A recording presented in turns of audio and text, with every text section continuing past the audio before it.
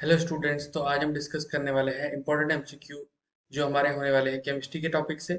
और ये होगी हमारी क्लास 10 की एनसीईआरटी का चैप्टर नंबर 1। तो सबसे पहला क्वेश्चन है हमारे पास, which of the following are features of a chemical reaction. तो केमिकल रिएक्शन के हमारे क्या क्या फीचर्स होते हैं? चेंज इन स्टेट, ये भी एक फीचर है। चेंज इन कलर, ये भी फीचर हो सकता है। चेंज इन टेम्परेचर, ये भी एक फीचर होता है।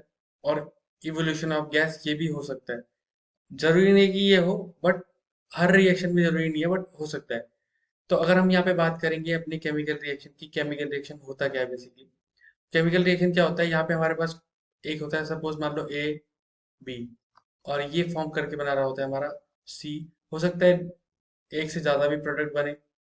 जो इस साइड पे होते हैं इन्हें कहते हैं हम रिएक्टेंट। और जो एरो के इस साइड होते हैं उनको हम क्या कहते हैं, उनको कहते हैं हम प्रोडक्ट। ये जो एरो है, ये एरो इंडिकेट करता है कि जो रिएक्शन हमारी इस डायरेक्शन में जा रही है। अगर हमें ऐसा एरो मिले तो उस एरो का मतलब होगा कि ये रिएक्शन कैसी है, रिवर्सिबल रिएक्शन है। और ये वाली जो रिएक्शन है ये कैसी दिखाती है, ये इरिवर्सिबल रिएक्शन है। तो ये तो हो गई रिएक्शन की बात। अब रिएक्शन के ऊपर कई बार हमें एक ऐसा ट्राइंगल जैसा आपको वो दिखेगा, तो इसे कहते हैं हम डेल्टा। और ये शो करता है हीट को। और अगर रिएक्शन में यहाँ पे डेल्टा दिखाए तो ये क्या है, इसका मतलब हीट रिलीज हो रही है। और इसमें क्या है, ये हम हीट प्रोवाइड कर रहे हैं रिएक्शन में। तो इससे क्या होता है, अगर इस वाले केस की बात करें तो इसका मतलब है कि जो रिएक्शन है वो कैसी है, वो एक्सोथर्मिक है, मतलब हीट बाहर रिलीज कर रही है। और अगर हम पहले वाले केस की बात करें जिसमें एरो के ऊपर रखा है, तो इसका मतलब ये रिएक्शन कैसी है, ये एंडोथर्मिक रिएक्शन है। मतलब इसमें क्या कर रहे हैं, हीट को हम प्रोवाइड कर रहे हैं रिएक्शन को करवाने के लिए। अब इसमें भी आगे बहुत सारी चीजें आती है कि सपोज जैसे ये प्रोडक्ट है, अगर इसके ऊपर ऊपर की साइड का एरो बना हुआ है इसके आगे, तो इसका मतलब क्या है कि ये गैस बना रहा है, ये गैस का फेज है। और अगर इसमें नीचे कर रहा है, नीचे का मतलब होता है ये पीपीटी बनाएगा, ये प्रेसिपिटेट बन जाएगा। प्रेसिपिटेट क्या होता है, पीपीटी या प्रेसिपिटेट होता है जब कोई भी जो सॉल्यूशन में हमें इनसॉल्युबल सॉलिड्स मिलेंगे। कुछ ऐसा पार्ट होगा जो इनसॉल्युबल होगा, मतलब जो, अगर सपोज ये हमारी टेस्ट ट्यूब है, तो यहाँ पे कुछ पार्ट नीचे जम गया मान लो, जो डिसॉल्व नहीं हो पा रहा है, तो वो वाला पार्ट क्या हो जाएगा हमारा, वो हो जाएगा हमारा पीपीटी। प्रेसिपिटेट भी बोलते हैं उसे। देखते हैं हम अपना second question, which of these is a balanced reaction. तो यहाँ पे हमें बताना है कि कौन सी वाली रिएक्शन हमारी बैलेंस्ड है।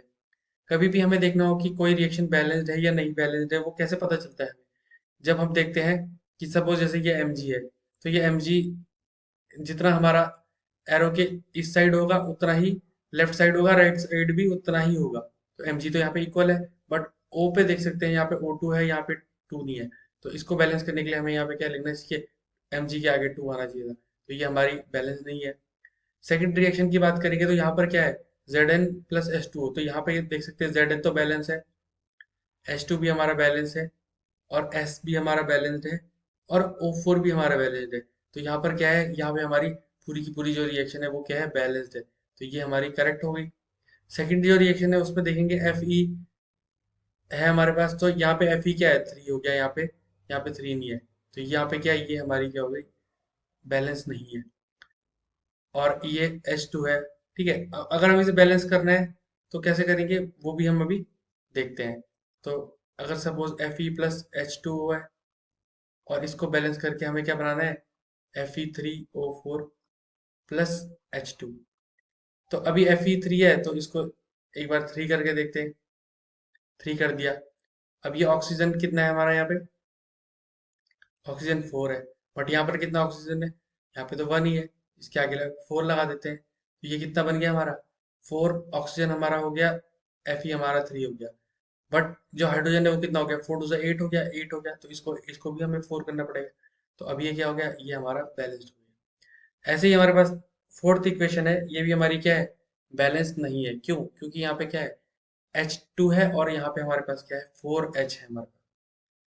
तो इसको हमें बैलेंस करने के लिए क्या करना पड़ेगा, हम यहाँ पे 2 लिख सकते हैं सिंपली। तो ये हो गया हमारे 4, यहाँ पे भी हमारे पास 4। तो ये हमारी बैलेंस हो गई। थर्ड क्वेश्चन है हमारे पास, which of the following statement is incorrect about combination reaction. तो कॉम्बिनेशन रिएक्शन वो रिएक्शंस होती हैं जिनमें क्या होता है, हम सपोज जैसे ए प्लस बी, इसको मिला के हमारे पास एक सी प्रोडक्ट बनेगा। तो जो ये सी होगा, ये किन को कंबाइन करके बनाया गया, ए और बी को कंबाइन करके ये सी हमें एक कोई नया प्रोडक्ट मिला है। तो इसका एग्जांपल अगर हम देखें यहाँ पे, CaO plus H2O gives CaOH whole twice, और यहाँ पे क्या है, डेल्टा का साइन बनाया है प्लस में। इसका मतलब ये रिएक्शन कैसी होती है, ये एक्सोथर्मिक रिएक्शन होती है। तो ये स्टेटमेंट हमारी करेक्ट है। सेकंड रिएक्शन है, respiration is an exothermic reaction. तो रेस्पिरेशन भी एक क्या है, एक कॉम्बिनेशन रिएक्शन का एग्जाम्पल है। तो ये भी क्या हो गया हमारा, ये भी एक्सोथर्मिक रिएक्शन है, तो ये भी हमारा करेक्ट ऑप्शन है। क्योंकि जो हमारी कॉम्बिनेशन रिएक्शन होती है वो कैसी होती है, एक्सोथर्मिक होती है, जिसमें क्या होती है, हीट रिलीज होती है। यहाँ पे लिखा है it is an endothermic reaction, तो कॉम्बिनेशन रिएक्शन क्या होती है हमारी, वो एक्सोथर्मिक रिएक्शन होती है, बाहर करती है हीट को रिलीज। ठीक है। नेक्स्ट जो है हमारे पास, more more than two reactants combined to form a product. दो या दो से ज्यादा जो रिएक्टेंट होते हैं वो एक एक प्रोडक्ट को बनाएंगे। तो ये तो हमने देख लिया कि भाई एक रिएक्टेंट ये है, एक रिएक्टेंट ये है। हो सकता है इससे ज्यादा भी हो, यहाँ पे कोई डी भी होता तब भी हमें मिलता। तो यहाँ पे हमें क्या मिलेगा, एक प्रोडक्ट मिलेगा इन दोनों का कंबाइन करके। तो ये रिएक्शन, ये भी हमारा क्या है, सही हो गया। तो इनकरेक्ट कौन सा है हमारा, ऑप्शन नंबर सी हमारा इनकरेक्ट है।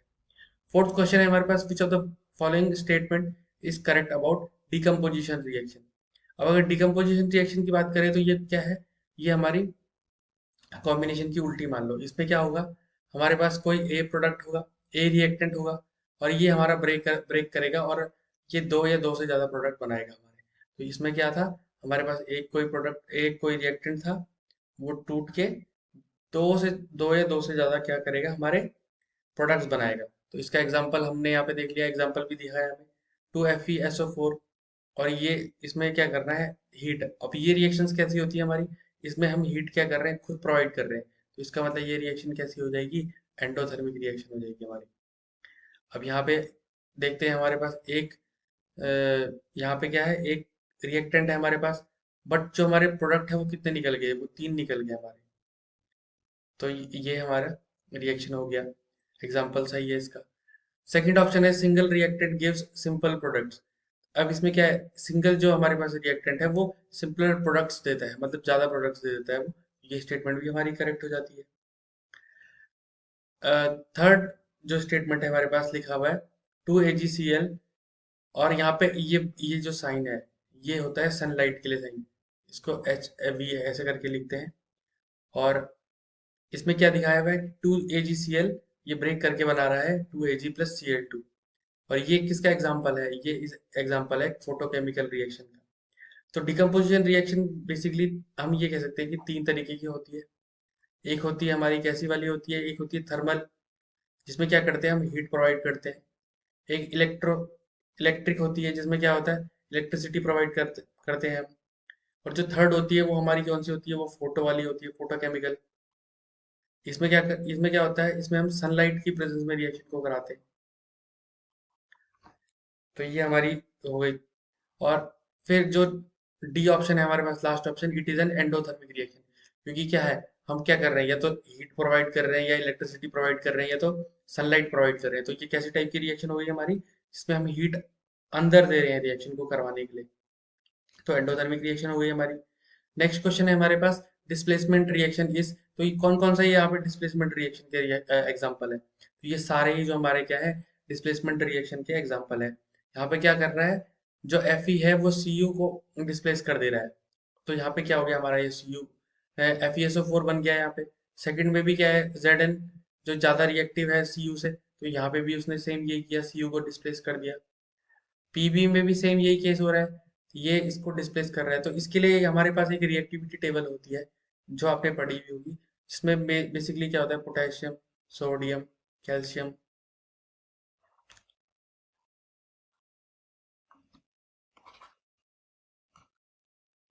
Calcium, magnesium, aluminium, zinc, iron, copper. तो ऐसा है, ये रिएक्शन होती है। अब जो भी कॉपर से ऊपर यहाँ पे होगा, तो ये सब क्या करेंगे, इसको डिस्प्लेस कर देंगे। तो यहाँ पे हम देखते हैं कि जो हमारा आयरन है वो भी ऊपर है, जिंक की बात करें तो जिंक भी ऊपर है, और लेड की बात करेंगे तो लेड भी हमारा यहीं कहीं ऊपर में आएगा। तो इसमें क्या हो गया, यहाँ पे हमारा ऑल आर करेक्ट हो गया। सिक्स्थ क्वेश्चन है हमारे पास, Na2SO4 plus BaCl2 gives BaSO4 plus NaCl, which of these can be observed from the given reaction। तो ये जो रिएक्शन दी गई है हमें, इससे हमें क्या क्या चीजें पता चलती हैं। सबसे पहली तो ये है कि ये डबल डिस्प्लेसमेंट रिएक्शन। अब डबल डिस्प्लेसमेंट रिएक्शन क्या है, इसमें जैसे यहाँ पे देख सकते हैं हम कि Na था, अब इसने यहाँ पे SO4 के साथ ये कंबाइन था, बट यहाँ पे क्या कर दिया इसने, ये बना दिया है इसने, बेरियम के साथ भी बना दिया, बेरियम सल्फेट बना दिया। और जो जो Na था वो किसके साथ कंबाइन हो गया, वो NaCl के साथ कंबाइन हो गया। तो इसमें क्या होता है, दोनों जो मतलब हमारा ये रिएक्टेंट, ए रिएक्टेंट और ये बी रिएक्टेंट है, ये दोनों ही एक दूसरे को डिस्प्लेस करेंगे। तो यहाँ पे ये हमारी पहला ऑप्शन तो हमारा करेक्ट हो गया। Barium sulphate will be PPT in the given reaction. अब इस रिएक्शन में क्या होगा, जो बेरियम सल्फेट है वो कैसा बन जाएगा हमारा, वो बनेगा सॉलिड। तो ये बनेगा सॉलिड में, और ये बन जाएगा हमारा पीपीटी। और जो ये NaCl है ये कैसा बनेगा हमारा, ये तो होता है सॉल्युबल यहाँ पे। तो ये क्या मिक्स रहेगा सोल्यूशन में, तो ये रहेगा एक्वस फॉर्म में। तो ये वाली स्टेटमेंट भी हमारी करेक्ट हो जाती है। It involve exchange of ions. अब यहाँ पे क्या है, ये आयंस बनेंगे, जबकि सॉल्यूशन में एक दूसरे के साथ आयंस बने तभी तो ये एक्सचेंज हुए। ये NaCl तभी तो बना, और ये Ba क्या है, ये बेरियम तभी तो इधर गया सल्फेट के साथ में। तो यहाँ पे जब आयंस बने तभी ये रिएक्शन हुई। तो ये स्टेटमेंट हमारी सेलेक्ट सही है। डी ऑप्शन है हमारे पास, NaCl formed is soluble in the above reaction. तो जो NaCl है वो कैसा बना हुआ है हमारा, soluble बना हुआ है, क्योंकि वो क्या है हमारा एक्वस सॉल्यूशन बन गया। तो ये यहाँ पे सारी जो स्टेटमेंट्स हमारी सारी की सारी करेक्ट है। अब सेवेंथ क्वेश्चन है हमारे पास, CuO प्लस H2, और इसमें हीट दे रहे हैं हम रिएक्शन में, तो ये बना रहा है हमारा Cu plus H2। Which statements are correct. तो यहाँ पे कौन कौन सी हमारी स्टेटमेंट करेक्ट है। तो पहली स्टेटमेंट है हमारी कि ये एक रिडॉक्स रिएक्शन है।